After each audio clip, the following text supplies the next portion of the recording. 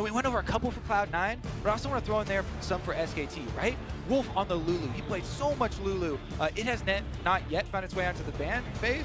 But yeah, that for him in summer was incredibly big. And if we are talking about Faker, Cassiopeia definitely had a lot of success for him this summer as well. Rakan banned out those engaged supports that can also use the Ardent Sensor. Of course, don't want to give anybody that opportunity. Sejuani taken away as well. Hallmark, Tank, Jungler, Kalista, and Galio rounding out the bans thus far, but leaves us with a lot of interesting first pick potential. Yeah, it certainly does. Of course, Tristana is the next in line, it seems to be, with AD carries when Kalista has been removed. But with the Lulu that you mentioned, champions like Kog'Maw is going to be a prevalent feature. Champions like Varus can also go quite well with Lulu to have that excess lane control if that's the goal of your team in draft. And of course, Varus has been rising in priority across this first day. Not a pick that we saw a whole ton of coming into this tournament. The play-in stage popularized it, and we're seeing a lot larger regions pick it up as well.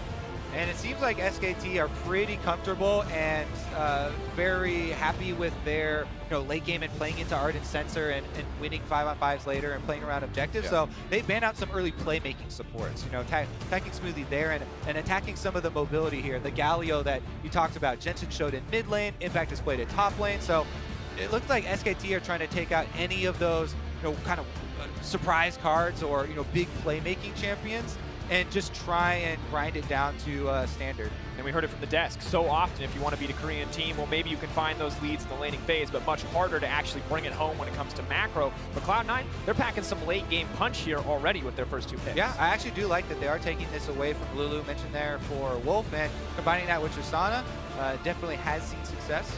Makes it harder to pick something like a Twitch as the AD carry. Usually means the Kog'Maw is the expected. So once again, when we look at the first 3 champions from SKT, they make a lot of sense.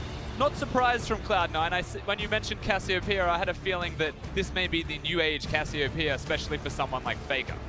And Jensen, of course, in the plans, one of the first to bring out the Ryze, if not the first. The Abyssal Mask rising to popularity, pretty effective against the Kog'Maw as well. Probably comfortable to pick that champion up, now free to ban away any matchups that he finds unfavorable. Yeah, Ryze has an interesting time here because with the Kog'Maw, you need to work around the window of that W cooldown. And when it is up, Ryze has a very little way into the Kog'Maw to try and close that distance and actually get his damage off, because the drawbacks of Ryze, while yes, he did get buffed and supremely popular champion now for the mid lane, still has to deal with those problems of the range and trying to get the combo off, try and bounce with people. Yeah, right now it feels like the battle is going to be which hyper carry can get ahead early so that the team compositions can revolve around protecting that carry. If the Kog'Maw's ahead, then a champion like Cassiopeia does still make a fair amount of sense for Faker, but that could also be something like the Galio, which of course is unfortunately banned in this game. Same thing applies, they've got a plethora of mid lane options that are there just because of how the draft has gone so far. It looks like Cloud9 are going to opt to hide their top laner as long as possible as they do lock in the Rek'Sai for Contractz, one of those more aggressive junglers we've already talked about. SKT have the chance to fire back, figure out exactly where the Jarvan will go. Faker debating exactly what he wants to take into the matchup. I guess the question alongside this pick, whatever Faker goes for, is the Jarvan going into the jungle, or is the Jarvan going towards the top lane with Cho'Gath gone? Maokai obviously being one of the more prevalent options. Huni could pick that, take it away from Impact if he'd like, and round out their team composition very nicely. Of course, Faker 7-1 on the Cassio as well, so definitely a terrifying pick in his hands. Not that any pick isn't. It is Faker, of course, and sadly for Huni, he loves to play those carries, but it's looking grim as the countdown ticks down that it might just be Maokai on the top side of the map serving the needs of the team and not himself. Yeah, SK Telecom, as we said, it looked like they were just trying to boil this game down to a fairly standard, like meet up 5-on-5, go front line to front line. They've got incredible backline damage here with a Janna protecting them. And now with the Maokai, in addition to Jarvan, they have the engagement that they would want. And the tanky front line as well. This is one of those moments where I was going to say that it's not expected or in the meta, but it's necessary for the team composition of Cloud9. I just didn't actually think it would happen. Chose not to say it. Nautilus is the lock-in for Impact, and when you look at the draft and how it's panned out, they need that Nautilus. There's a Rek'Sai in the jungle. The crowd control is honestly lacking, and they needed that second engage tool or complementary crowd control source to really round out their comp. We got to see a tiny bit of resurgence for Nautilus in top lane in solo queue only during the Korean boot camp, in that Korean solo queue, but one of the big points from Nautilus is always the point and click ultimate. put that sucker on Cassiopeia or on Kog'Maw, and that's the carry that they're going to dive on. Banshee's Veil really the only answer, because by the time you cleanse it away, by the time you QSS'd Mikhail's, it doesn't matter. You're already knocked up and you could already be taken down. Guaranteed way to force the fight in a historic top lane tank matchup. Small buffs may have brought him to the table, but now as we gear up to very front-to-back comps, as you put it, Kobe, Reaper and Coma having a good time on stage, feeling good about their first match here at Worlds. We love the history between the two teams, and those two guys specifically. Definitely all coming together in this group as we are about to get on the Rift. Well, if you believe in C9, hashtag C9 win. If you believe in Korean dominance, hashtag SKT win. We'll see if the West can find their first win here. What exactly they want to bring to the table. Yeah, very big moment for both of these teams to see if Cloud9 can keep up with SKT, or if SKT have fully come into Worlds super prepared.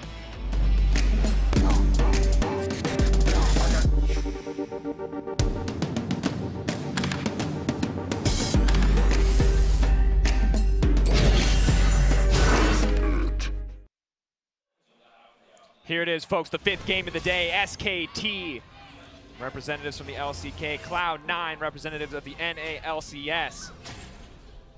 And we are poised for an explosive mid to late game. Team fighting compositions on both sides, but who can find the edge in the early game? Yeah, and that early game is going to usually dictate the most of this. When you look at the draft specifically and how that dictates the most of the game, the 2 hyper carries is the place that you're always going to be looking towards. But it's not just the bottom lane that we have to discuss and look at. It's this middle lane that we're looking at right now. Jensen, usually the biggest win condition of Cloud9. Sneaky stepped up lately, but Jensen's always the rock of the team. You've got a Jarvan and a Rek'Sai, though, that might want to come towards that middle lane. Very good champions to gank the lane. Definitely true. I mean, SKT brought Peanut here and Huni for a reason. They said it was a lot for experience for Huni, but Peanut, definitely a guy that is very willing to go aggressive early on. And we'll see if he does, play around Faker, play around the Cassiopeia in the mid lane, at least in the early stages. Both junglers kind of feeling it out, seeing if they can get in, get a little bit of vision down, get something else. Right now, it's Contractz just trying to defend his jungle. Doesn't want anything to do with that Jarvan. Looks like it will be the leash coming in for Peanut in the early game, so we'll have a slight edge in terms of clear speed, at least for now. And so far, of course, with the early pathing of both junglers, you'll see most of the pressure be around the bottom side of the map for Contractz, perhaps the top side of the map for Peanut, unless he chooses to be aggressive and engage. And because he has the duo lane going for him, the option's there for Peanut. It's just a super risky thing. However, Faker's going to make it a bit easier if he'd like. Pushing forward already in the lane, playing so aggressive as the Cassio, not afraid to burn some mana, just put Jensen on the back foot. Level 2 will decide so much, however, when it comes to this matchup. Faker always confident, definitely is on this champion as well. Specifically likes to go for the harassment super early on. Chug that corrupting potion while you go for your trades. He gets the burn down. He tries to push them back through the minions, trying to deny it a little bit that way. Jensen does step up and the rest of them there, but it looks like both junglers will just be going, for the level 3 clear on top side very quickly, as Peanut has made his way up there as well. Contractz just does the red quadrant clear, so he could come over, and at least use the passive to try and scout out Peanut. Nautilus, of course, a champion with a lot of CC to set up the plays. Needs to land the dredge line, but if he can, might be enough to give him an edge in that tank matchup. Impact would be happy to take it. Very conscious moves from Contractz here. He's super aware of what Peanut wanted to do on the Rift by going for those Krugs. Now has extra jungle to clear, and the distance between his jungle camps is significantly smaller. And so he'll have an experience lead if this continues to play out as it is. Yeah, it's always nice to see the Rek'Sai Tremor Sense used in pro play there. A little bit of extra scouting early on definitely goes a long way. Now Contractz back to clearing the other half of his jungle, whereas Peanut has decided to take domination of the river. Both scuttlers taken by SKT to provide that extra amount of control. Yeah, and it really makes it hard for a jungler to gank when both Scuttle Crabs are there. But Rek'Sai is one of those unique champions that can get over areas and walls that most junglers shouldn't be able to do. So there's always a world where Contractz can still get that gank off. It means the execution's really hard. Thing is, none of those openings are around mid lane. Look at the wards in addition to the Scuttle Crabs. They literally cut off all the angles that Contractz would try and go mid for. So they're saying, yes, Rek'Sai's tricky. You can try and weasel away in somewhere, but it's not going to be towards Faker. And putting mid lane in that vacuum is terrifying, because while Jensen looked dominant in the NALCS, these guys have history against each other, and it is not a good look for Jensen. Yeah, they only showed one part of the stats there before, which was the averages for the seasons. Now, if you actually match them up against each other, Faker definitely took first clap. And that's the big thing, you know, play-ins, his CS difference was incredible, Jensen, and now he comes to the world stage. And the last time he did, Faker was able to give him a cheeky clapping, so hard task. Definitely the case, and of course, you mentioned it earlier, Rusty, we haven't seen the full strength of Cloud9 quite yet. We don't feel like they've been 100% tested as showcasing their dominance across play-ins. And now what can they show us up against SKT? Because it's definitely a do-or-die kind of game in such a close group. Super passive starts as well. The mid laners namely not being active at level 2 for the Cassiopeia means they're looking towards those tier purchases. And now one of them has got that. Jensen is going to be around and a little bit stronger in the current moment if junglers choose to interact. Yeah, I mean, this is a little bit of an exciting interaction because everything else has been fairly calm and focused on defensive farming and cutting off pathways. But that was Peanuts having the confidence to go grab that plant because Ryze had recalled. Now Contractz is getting a bit aggressive on him, trying to chase him back. And the earlier experience advantage that we mentioned from Contractz through his pathing, through his clearing, has given him level 5 to 4 in advantage, something that does mean a lot. Yep, Scuttlers do give vision, they do give control, they do give gold, but not a lot of experience, and they're kind of out of the way, so it delays your really efficient pathing through clearing out the jungle. Now Contractz goes for an invade. If you look at the mini-map, he's trying to chase Peanut off the Gromp even. Trying to keep Peanut down, knows that he could be the playmaker here in the early game as the rest of the map is set for even back and forth lanes.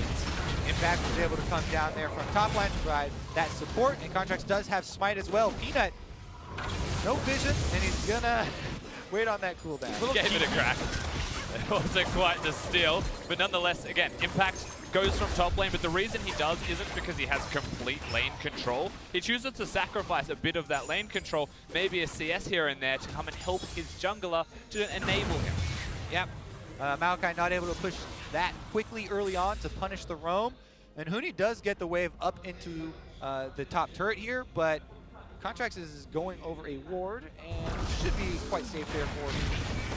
Good information, consistently good warding coming in from SKT in the early game. As much as Contractz is trying to shut down Peanut, it's the vision of SKT that is shutting down Contractz, stopping a lot of these more aggressive plays, the more creative pathing we've already mentioned. And now, while the bot lane may have been pushing early for C9, Bang getting a lot more comfortable here. So now we need to take part 2, right? Contractz was in on that ward. You give you another 30 seconds at the very minimum for a jungler to recall after being seen, then make his way back out onto the opposite side of the jungle. So that's why Peanut knows that he can go in and counter jungle Contractz blue quadrant and take away the corresponding Gromp. Yeah, so clever stuff here from the jungler of SKT. Peanut still staying on the correct side of the map for where his duo is winning. And so ultimately, Peanut's decision is to hang around, try and find Contractz once again, or at least control this same quadrant so that Contractz can't come bottom, alleviate that pressure in any way. And right now, the proactive early play of Contractz giving C9 a slight lead, slight CS advantage in the jungle. Of course, Bang and Wolf, they're printing money on the bottom side of the map. They've got the targets, they've got the coins, they're looking for that quick art, as has become the new standard for bottom lanes. But we're still going to have to wait to see them get it before we see any kind of aggressive plays here. Just a back and forth battle between each of these lanes. Looks like Jensen's not going to get all the attention that he wanted. And SKT have done a good job of slowing down the early game. Yeah, they really have. Even having Boots of Lucidity for Jensen, just for the extra move speed. Of course, the cooldown reduction is nice, but that delays any kind of catalyst purchase if that's the direction he's going. As Contractz, he has been spotted. Ray Seeker connects, tunnels forward, looking for the knockup, trying to find the chain CC. Huni could be in trouble. Knocks him back. Double knockback, so crucial. Yeah, Impact is out of mana. Contractz also got chunked to half health, so they have to be very careful about a counter gank there. If Peanut was ready for that already, and he was in place a bit closer, that could have been disastrous for Cloud9. But they are going to cut off their aggression, pull it back after they see their gank has failed. And it looks like we'll just have everybody recalling. And it makes you feel like they chose to do it just to give Impact a recall. He has only got the Doran's Ring. He hasn't gone back to shop yet. You contrast that to his opponent with the Catalyst, and that's a big reason as to why Huni didn't die. And a lot of that stems from why, going towards and helping your jungler costs you a bit of lane control. And here, we do always want to check in. You talk a little bit about the printing money of bottom lane, and everybody kind of focusing on getting extra money for those Ardent sensors. But even though the Kog'Maw does have that Targons and they're getting those extra executions over to the Janna, Wolf only went with the quintessences for gold generation, whereas Smoothie went for both seals and quintessences. So they have a little bit more, but mid lane's gonna have some action. Moving in, flash forward. Faker does what he can with the petrifying gaze, but it might not be enough. Heal coming through. Faker needs to make his way out. Out comes Rek'Sai. The flashback. Contractz now in trouble. Faker pushing for a little bit more. Is he gonna get the first blood here? That's it from Faker. Super clean outplay there. You wait until the Rek'Sai shows for the ultimate as he's coming forward, as she is coming forward, then you flash, you can dodge the damage. Faker never scared for his life there. Turns it around, gets the kill, and the collapse from SKT to punish Jensen as well. Huge, huge opening here. Yeah, exactly. Getting 2 kills for the price of just trying to kill Faker, and he doesn't even die. The summoners are gone, so Cloud9 could come back to the middle lane if they want to try and again, but how much they lost for just the one play is very substantial. And that's double buffs on the Jarvan, double buffs on the Cassio, and it's not like Jensen and Contractz kept their flash either. That's a tough ask, and we can see the play one more time. And it's super forced from Cloud9 as well. The ultimate was fine from Faker, but this decision to dive, the timing of the flash, all incredible, and then Contractz with nowhere to go. At the same time, Jarvan going towards the middle lane. They'll make the play, and there's no ulting out for that Ryze. Yeah, that timing did take people a little while to get used to, but after you get it off a couple times, just wait till you see the whites of his eyes, dodge it out. Faker never scared. Cool, calm, and collected again as Cloud9 come for him in the mid lane. Now, though, this does change the face of the game a little bit. We'll see where these extra wards are going to go. Now Faker's going to ramp up very quickly as well on this Cassiopeia, and we'll see if SKT can actually open up some more of the map. Yeah, and one of those moments where having the Boots of Lucidity may come back to haunt Jensen just a little bit more, delaying that Rod of Ages and dying immediately after. Bad omens. And it looks like Faker not going to opt for the Abyssal Mask, the AP nerf on Twin Fang, maybe forcing him for a more aggressive itemization with the Rod of Ages himself. All the things that went into that little play too, the aftermath, the wards left behind in Cloud9's jungle. Saw Contractz come over to the bottom side, and he was able to clear out one of the control wards, but Faker still has another one in that brush. It's repairing the damage though ultimately in the end, and that does get Kog'Maw closer to his 1-item spike. And granted, Sneaky will be trying to scale himself. You're looking at the item build from Bang and saying perhaps the 1-item spike is just that little bit stronger for him. There's less RNG involved, of course, with it. Windsuits plus the Ardent Sensor, also quite terrifying. Not exactly where C9 want to be if it comes to fighting in a 2v2 or 3v3 scenario, but the gold lead definitely not insurmountable on the side of Cloud9 yet. 1K down, slightly north of that, and SKT will see what they can do to keep this going, to extend this. Pressure a little bit on Cloud9 to find a way back to stop the snowball from going any further. And just look at the amount of deep vision. You know, this punish from SKT is still taking effects. Both sides of Cloud9's jungle have deep wards from SKT in them. So they see the swap coming out from Cloud9. They see the move already before Cloud9 are showing past the halfway point. Huni shouldn't be surprised here. It does take a little bit of damage, but reinforcements are already on the way. You know, Wolf and Bang headed up there with the Janna Kog'Maw. Should be able to arrive in time. Yeah, the damage is never going to really mean a kill here onto Huni. He'll survive and be perfectly fine. Cloud9, they've actively chosen 2-lane swap, and that's away from a Mountain Drake as well, which is something that SKT could just waltz on over and take. Faker is Cassiopeia, so he'll do it very quickly. And J4's adequate enough as well with his early AD and early strength to take down the camp. And that's Cloud9 reacting almost in a negative way because it feels like they have to. They have to open the map up in some way. Forced to respond by SKT. Play not going to get them much for now as the bot lane swap to the top side, but you bring up the Mountain Drake, you bring up Cassio taking it easily now, and if she takes it easily now, Rusty, that's what you mean she's going to take a Baron, rather, easily later. Could be something important to look at, but itemization starts to complete, and we can see in the end it is the Rod of Ages for Faker. Yeah, happy to get that one at 13 minutes for himself as he returns to lane, though. Impact is setting up to get some punishment down. The backside, Depth Charge still able to flash forward, looking for the auto, gonna get him in with the staggering blow. Peanut goes in as well. Faker has not gone down yet, but he will drop. Peanut not able to get one back, but still a 1-for-1. Yeah, just the 1-for-1 in the end. Faker does die, but Cloud9 throwing everything and the kitchen sink at him just to secure the 1 kill. It's always that at what cost point, but really this time, Contractz dies, yes, but he didn't flash out, he knew he was dead. They tried to minimize the damages. Yeah, I think really the main thing they lose is a few minions there on the bottom side for Impact. Sneaky goes fairly effectively on Bang. Ardent Sensor, though, starting to turn the fight. He knows it. Sneaky going to get out of that one with the Buster Shot. Good ult comes in from Wolf as well. Yeah, and accidentally times that super well to knock him out of the healing from Janna. Of course, unfortunately, Janna with Ardent Sensor will still get him close to full with just a few ticks of the Monsoon. Yeah, let's talk about the Ardent Sensors for a while. A little bit more in depth than just everyone complaining about the item, right? Some of the things that make it so powerful are that you get this flat health back upon auto-attacking anything. It's not even just auto-attacking champions. It's auto-attacking anything. So you talk about the health regain afterwards, both AD carries right back up to full. It works on minions, just put the shield on them, and everybody's gonna heal back up. In addition to that, the item itself already extremely gold efficient, even without that passive. So that's why the game has really come to revolve around this item and around people kind of rushing towards the champions that can use that item effectively. And we've started to notice people innovating as well, not going towards any kind of lifesteal, even just going towards fervor of battle as their keystone mastery, knowing that the healing does make the difference. And speaking of bottom lane, Bang just starting to crush this laning phase. Doesn't even have his first item completed. But a lot of strength from the Janna, the extra AD story, making a huge difference in this laning phase. this feels weird, of course. Huni as Maokai getting first turret blood solo, but that's what the bottom lane has set up earlier. Against the Tristana and the Lulu, Janna managed to get the structures that close. He'll get hooked, not going to get knocked up. Nice flash out, buffering the animation on the ultimate. Trying to make it to safety, but Contractz can still look for a little bit more. Does have the knock up the flash forward. The depth charge will connect. Huni set to fall, but is healing up as much as he can. Cloud9, though, finally going to get one on their own.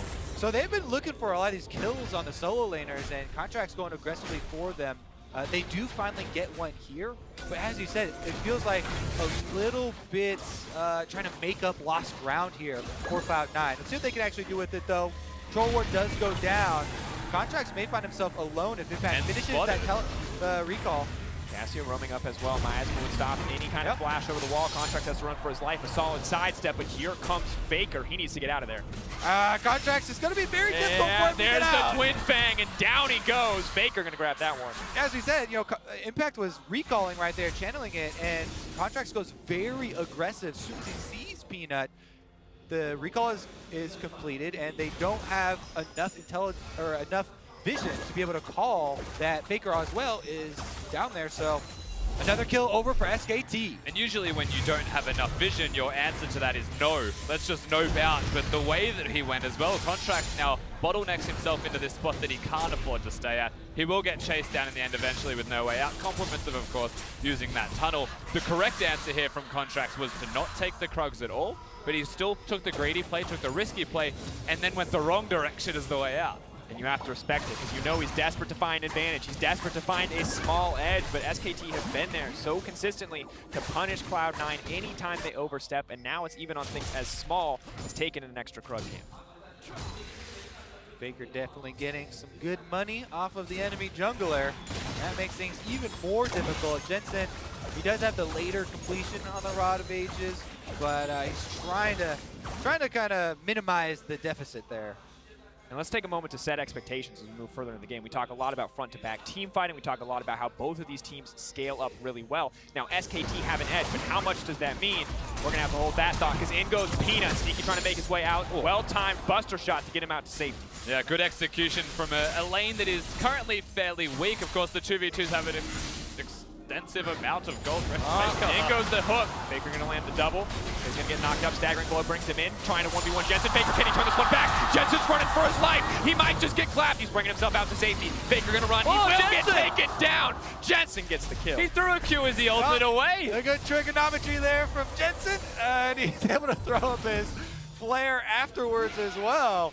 But SKT were very close to turning that one around. Now Impact does find Huni, the member that was not in the mid lane skirmish there for SKT.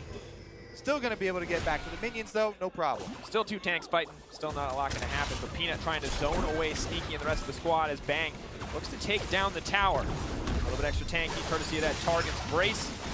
not afraid to tank the tower to dish out a little more damage onto Sneaky. Bang playing fearlessly this game. Both these lanes need to recall and spend all of the money that they currently have. 2,600 apiece between the AD carries is more than enough for their first item spikes, and that has delayed perhaps a lot of strength from Cloud9. It is delaying things from SKT also on the flip side, but they're taking extra advantages during this stalemate.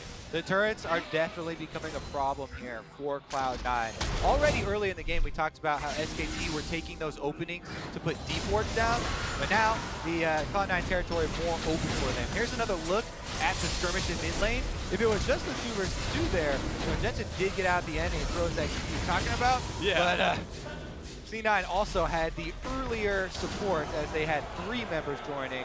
Contractz as well for a little bit of extra support. That is one of the cleanest things that I've seen from a Ryze ulting away. Not something you expect to see until a random white bubble just comes flying across. Fade away, baby. Power Rangers finish. Don't even look at them if they explode.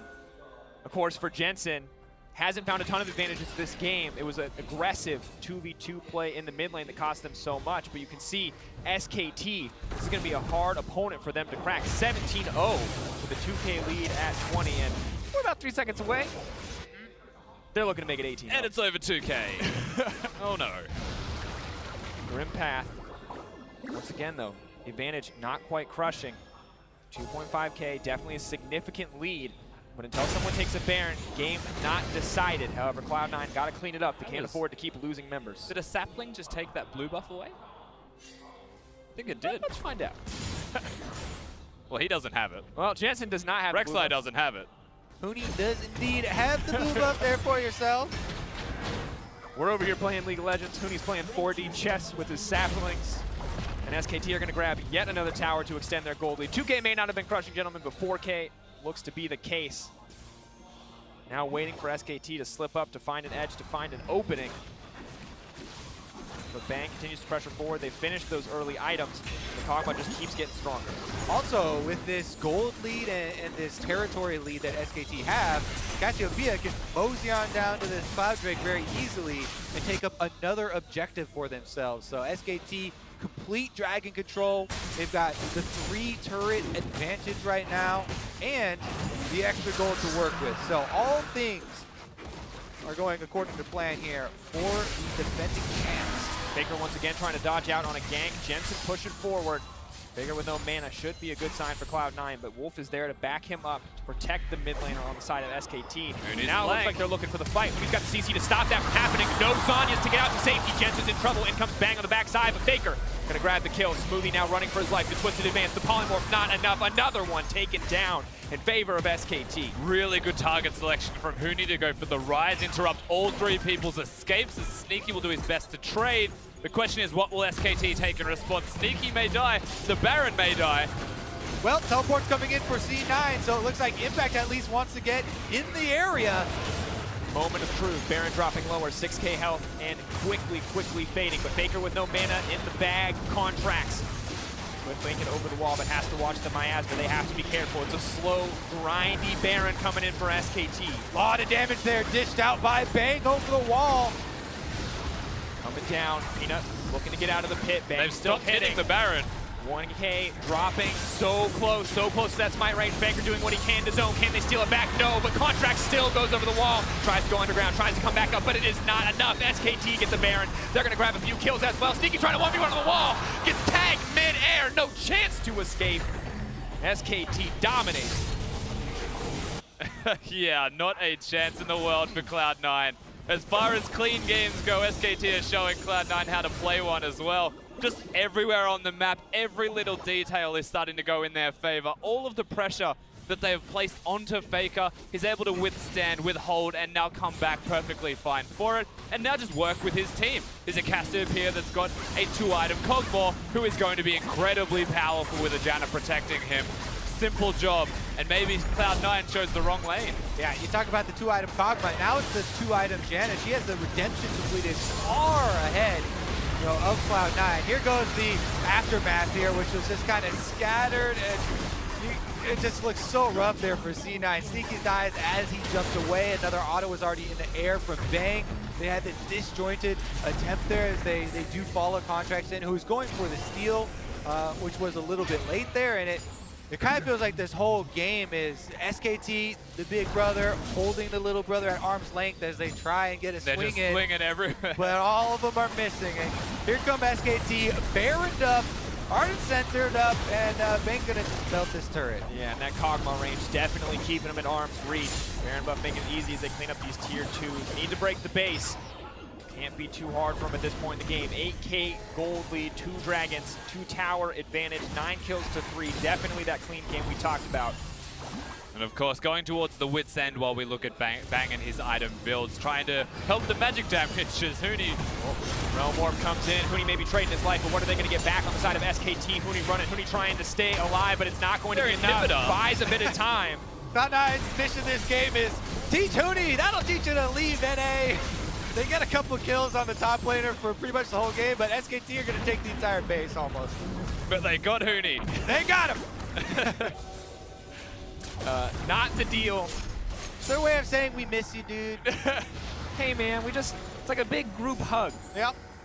Well, I think Huni's still happy with the end result there as his team grabs an inhibitor, makes it easy, and now Faker continuously pressuring Cloud9, making sure they're not comfortable to enter the jungle. Jensen is Tom cruising right now. Mission impossible. He just noped out of the Mission Impossible. Letter exploded, and he's not going to take the mission. Mission not possible. Now SKT, this is the systematic closeout we expect from Korean team. Will they slip up? Will they give Cloud9 an opportunity? With a 10K gold lead, it's going to be pretty hard for them to do that.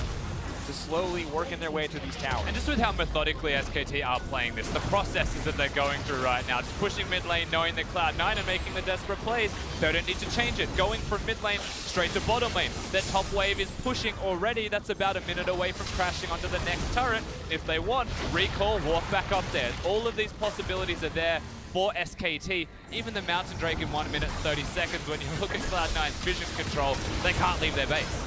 Pack tries to go in, hooks onto a minion, going to take a lot of damage back, but Huni now coming in. He wants to hug NA too, man. Paladin to make him out to safety as Jensen finds freedom there in the end, but SKT is going to use that as a chance to take their second inhibitor. Massive minion wave backs them up, but no Baron buff. Baron buff on Peanut, making it even easier.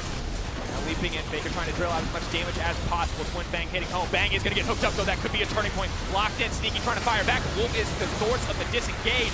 Peanut goes very far, but Contractz gets pulled back to the team. He's going to grab one, but it'll be traded at his life. Sneaky now back off into the base. SKT pushing in for the win here. It is a last desperate, dirty stand for the North American Hope. Now getting knocked up. Faker still unrelenting in his pressure as he rips through Sneaky. Cloud9 getting cut through, getting cut down, and it's all expected here as SKT find the clean closeout and yet another win for Korea. Cool, calm, and collected the entire game there for SKT. Some aggression for Cloud9. They made attempts there with Contractz on the Rek'Sai early on, but the majority of them were turned right around in their faces. Yeah, you saw a semblance of some ideas here from Cloud9, some good strategies. The early pathing of Contractz is something that is to be admired, that they're able to give themselves level advantages. All of these things are nice to have for them, but ultimately SKT just kept trucking on, and they won their laning phase in the 2v2. Cloud9 have to swap away, but at that point, it already felt like SKT had too much control of Summoner's Rift, and that was really early in the game to have that much control. Yeah, a terrifying prospect.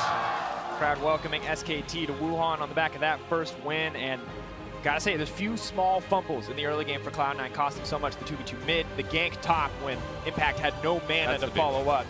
It was definitely a difficult path for C9, and have to wonder how they're going to adjust, how they're going to come back stronger looking ahead. I mean, you can look at that game and just say the 2v2 was the biggest thing that ultimately lost you so much control of the Rift. If you're going to focus Faker and you're going to trade ultimately with Faker, well, then that's not really acceptable. What if he's going to live and he's going to be able to just kill you guys? That's even worse. Like, what's happening here for Cloud9? But it's not going to be too bad for them. You know, you can look at it and just say, that was it. It did feel like Faker knew the entire time, kind of like a bullfighter. It's like, yes, come ult me, Rek'Sai, come through, and flashing away just to the side. Bullfighter indeed. Well, Cloud9 get dominated by SKT as SKT continue to reign supreme. Let's head over to the analyst desk for a closer look.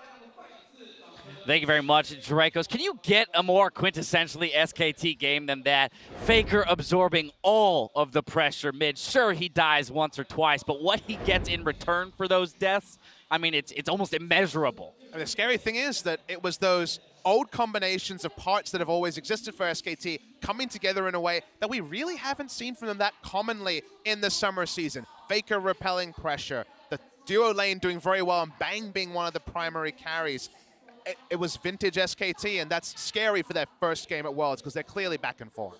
And one of the big things to me this game was actually the bot lane and even just the itemization and the setups in the early game. SKT went basically as greedy as you can, and we've been kind of seeing people trying to one-up each other with how greedy can you get. Not only did they start Relic Shield, Coin, they both started refillable, so they're not even going for biscuits or anything like that. They're trying to get their most bang for the buck. And this is a Janna Kog'Maw lane who then was winning lane against a 2v2. And there were some things to me that were also kind of confusing about Smoothie's setup because he's going gold quints, he's going gold seals. That makes sense. But then why are you going in for Thunderlords? Why are you kind of playing around this style? To me, this is like two different things. When you go for Thunderlords, you're looking to bully lane, you're looking to abuse them. When you're going all gold generation, you're looking to sit back and scale and play a passive lane. So to me, this is kind of, you know, two things that are butting heads and doesn't really make a lot of sense to me. I'd rather see someone go Thunderlords and go Spell Thieves, go AP in lane, try to win lane hard, or don't bother with it at all. Just go Wind Speakers. A bit of a disconnect there, yeah, if you will. But of course, we teed this entire game up as the featured matchup of the mid lane, the clappening part 2, and C9 did exactly what we expected, put all of their focus into the mid lane and trying to get Jensen ahead. Of course, that didn't happen. Acer Predator replay here. Faker coming up big with the turn on these initial games. And in hindsight, and looking at these plays, which they are sick, you're like, why would C9 ever do this? Why would you ever steamroll into Faker head first into a meat grinder? But we saw this exact same matchup for RNG. They had the Ryze, they had the Rek'Sai, and they made the exact same choices. So I totally understand the logic from Cloud9. I think it was the right play to make with the composition that they had built. Unfortunately, then it's an execution thing. And unfortunately, you're playing against Faker, the greatest player of all time. And it wasn't just Faker, because I think Peanut as well was really, you and I were talking about this just before we rolled the end of the game. Peanut was there and understood, just like it felt like RNG got the advantage, Ryze, Rek'Sai, gank mid. SKT got the late mail. They probably didn't need to watch the match earlier to know that that was going to be the game plan coming through from Cloud9. So honestly, we just saw Peanut go from mid to top, stay away from the duo lane. It was Janna Kog'Maw, it was farming, and he was always there for the counter gank or even to make the big tempo play. Exactly. It was setting up that safety net. The fact that Faker wasn't even getting a successful gank until he had his ultimate available shows how much work Peanut was doing in very conservative defensive pathing to set up these safety zones for Faker. I want to get some clarity, though, on what your point was about C9, you know, and their game plan, right? You saying that you do think that this was the right idea, but is it, in essence, if you can't execute on it and actually pick up a victory? If you just block out the nameplates, like if you just play that with nameplates turned off, you're like, yeah, that's the right idea. It's Ryze and it's Rek'Sai. You've got the hard CC. You just throw it mid repeatedly. It's against a Cassiopeia. He took heal and flash instead of having the cleanse available. So you look at that as like a free target. But then you reveal the names and it's Jensen and Fake. You're like, oh, I don't know. Yeah, and then of course, the last thing I want to talk about is the Nautilus picked up from Impact. Last pick Nautilus, didn't see it come to fruition in terms of being able to lock down any of those carries particularly well in the big team fights. And to some degree, it raises questions around the depth of Impact's champion pool and maybe the prioritization of champions like as a whole from Cloud9 and not getting him a very impactful matchup. I mean, my read was he was just trying to recreate what the Ryze lane is in the top lane, because guess what? Nautilus from level 6 onwards can do a Ryze impression, targeted engage, try to get the Warrior Rek'Sai going, but it felt like it was a reach, I think is there. Yeah, I agree. I mean, I don't really like the Nautilus pick, but also when you're going into Cassio and Kog'Maw, two people with pretty low mobility, targeted CC, can, if you're getting ahead, then you have the Rek'Sai diving in, the Tristana diving in, right? Right, so it relies on those early kills going over to Cloud9. SKT, they start their hunt for the trophy with a win. Let's go ahead and send it over to Shox, who's ready with their top laner. Thank you very much, guys. Indeed, ready with Huni. And, well, you guys were talking a lot about the Nautilus. You guys didn't really like it, but I'd love to ask the man himself who played versus it. What did you think of the Nautilus pick in the C9 composition? I didn't expect the Nautilus pick because I actually think that the Nautilus get a bit buff, but it's not super big. So I actually practiced a bit, but I assumed that it's not good champion. That's why I didn't play, and I didn't expect it. And there was a bit, like, I was expecting him to play like something Shan or like Trundle. It's like usual pick, because that pick is really like for impact, like it's really tanky. But a bit is bad for team fight. But it was really good for laning phase. But Nautilus was kind of, I don't think it was not good lane or not good team fight too. So, well, I think it's not good pick. Yeah. Not so good for the rest of the game. Very good for you guys. Great win. When I talked to you last at MSI, you were super confident. In the first interview, you said, of course we're going to win. Now you had a bit of an up and down summer split. Untara played a lot of games. So how is Huni feeling right now? For now, I need to focus more than before because this is bigger league and I'm not confident anymore because we didn't win the summer final. So from there, because when I was in MSI, we actually won the spring split really easily. But for summer split, it was kind of a bit hard time. So for this time, we need to focus actually training and even back anything like preparing, like practice. So for now, but we still have confidence. But I think not as much as MSI. I think. Because also the World Championship, there's a lot of like LCK team, like a lot of LPL team. Like, there's so many teams that actually we haven't met, so that's gonna be a problem, yeah. It's gonna be rough. Obviously, Longzhu did win the split, and a lot of people are looking at that team. You mentioned also the LPL teams. Are those the two regions of teams that you're looking at for people that you might meet down the line in the quarterfinals, semifinals, possibly the finals, or do the other regions have a chance at all, Huni? Actually, for this year too, that there's might be like high likely LCK teams are gonna be a lot of chance that actual like quarterfinal, also semifinal, also finals. So I think there's a lot of chance that the LCK versus LCK a lot. So I assume that this year will be for LCK too, I think. Any love for one of the NA or EULCS teams? Is there any team that you have a bit of faith in? I don't know, but yeah. I mean, it would be great. Like the Immortals and Fnatic, they actually went here. I mean, came here to play World Championship. I really appreciated them because it's my EX team. So I hope they will do well. Well, we will see if that happens. Turning it back on you guys, and in the group, you're up versus EDG. You now beat C9. Also, AHQ is in there. So how do you think this group will play out? Will you guys get first no matter what, and then who will be the second team? Or for sure, we will be first place. That's our goal, first of all. And also, we are actually confident that our group is not that hard to make a first place. But I assume that EDG will be strongest, like except us. Yeah. So we should focus on more like against when we against the EDG, and AHQ will be also. We don't know what they're going to do. AHQ is really like, it's really sometimes really strong too. So I'm really excited to play. Well, we'll see. You said you were not that confident in your English, but it was fantastic. It's always lovely talking to you. Thank you very much, Huni. We're going to take a quick break, and then we'll know some more about EDG and AHQ because they are our last game of the day. Don't go anywhere. We are good in the hood.